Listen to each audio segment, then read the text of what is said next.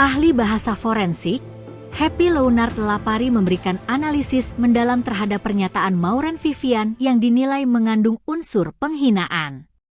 Menurut Happy, kalimat-kalimat yang digunakan Maureen Vivian, terutama yang berkaitan dengan konsep Tuhan, mengandung unsur penistaan atau penghinaan terhadap agama.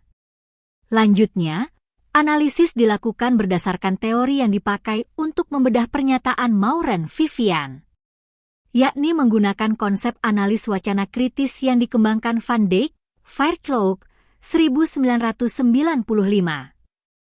Lapari menjelaskan, unsur penghinaan ada pada kutipan kalimat, Tuhan kamong lemah. Kemudian pernyataan, katong semua seiman tetapi cara katong mengenal Tuhan beda. Tuhan versi kamong adalah Tuhan yang lemah. Tuhan yang dikenal bisa mensingkirkan orang dengan cara-cara yang tidak benar. Selain itu, dikatakan dalam konteks istilah hukum, ternyata tindakan menghina Tuhan secara langsung itu dikenal dengan istilah blasfemi atau godstalstering. Dengan demikian, keterangan ahli bahasa forensik ini semakin memperkuat dugaan bahwa pernyataan Maureen Vivian mengandung unsur penghinaan.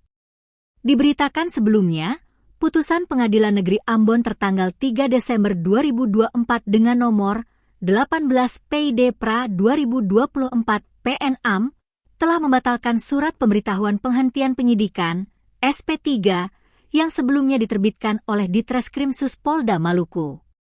Diketahui sebelumnya, Abdul Muthalif Tuasikal bersama tim hukumnya melaporkan Maureen Vivian atas kasus dugaan tindak pidana penghinaan dan pencemaran nama baik ke Ditreskrimsus Polda Maluku pada 15 Oktober 2024 lalu.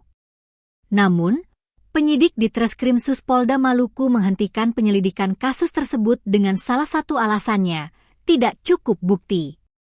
Sehingga Abdul Muthalif Tuasikal bersama tim hukum menempuh langkah pra-peradilan.